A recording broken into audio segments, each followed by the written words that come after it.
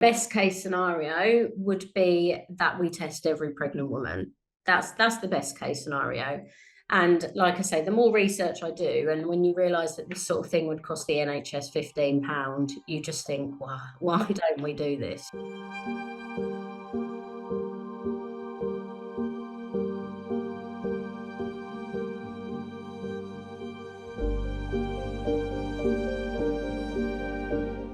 We were at that point where her dying because of something massive was getting more and more likely, and we didn't want her to go with 10-15 doctors around her and chest compressions and all this. That's not how we wanted her to go. So yeah, we made the decision that we would kind of let her go peacefully.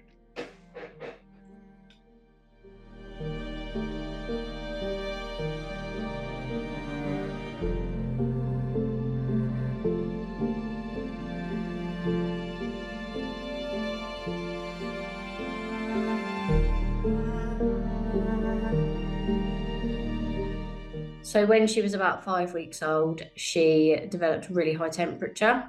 So we took her into A&E. They did observations on her when we got there and her temperature had dropped. We waited 4 hours. They did the same thing again and said she was absolutely fine, so we were sent home. She was a December baby. We've got a toddler, so I kind of thought she's probably just picked up a cold and whatever. So as a couple of days went on, her breathing got worse, and it was like she was really struggling to catch her breath, almost like she was grunting, and she was struggling to feed. So we went back into the hospital, and the doctor straight away were like, yeah, this isn't right. Looks like she's got an infection. Sort of 11 o'clock the following morning, we'd been moved to high dependency. She was on oxygen. Her heart rate had skyrocketed. Her oxygen levels had massively dropped. And by about lunchtime, we were told we needed to be transferred to somewhere that could cope if something went wrong, because our local hospital couldn't handle it. Well, her heart rate just completely skyrocketed. They bring crash carts in and everything for her, and they had to put her on a ventilator, massively sedate her, so that basically they were controlling what her body was doing. The first thing would have probably been the high temperature, but because that came and went so quickly, I guess the doctors didn't really think anything of it. The main thing that I'm picking up on now, that after reading all about Group B Strep, because I didn't know anything about it, but the more I research, it's the breathing. It's the breathing that is the main thing for me, that I wish I'd have known more about that at the time, and I would have rushed her in again sooner. It was almost like she was really kind of struggling to get the air in and out. But yeah, I would say a grunt was probably the best way to describe it.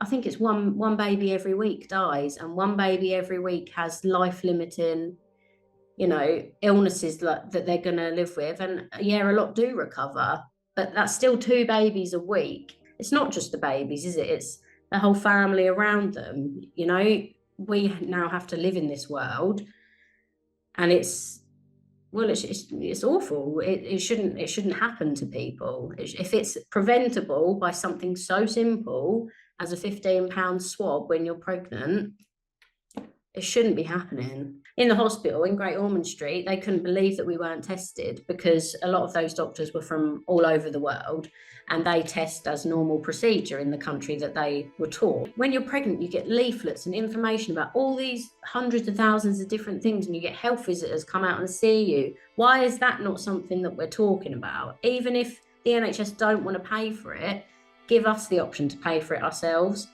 Just talk about it, so that we know what these risks are, and we know that, at least give us the choice to pay and do the test ourselves.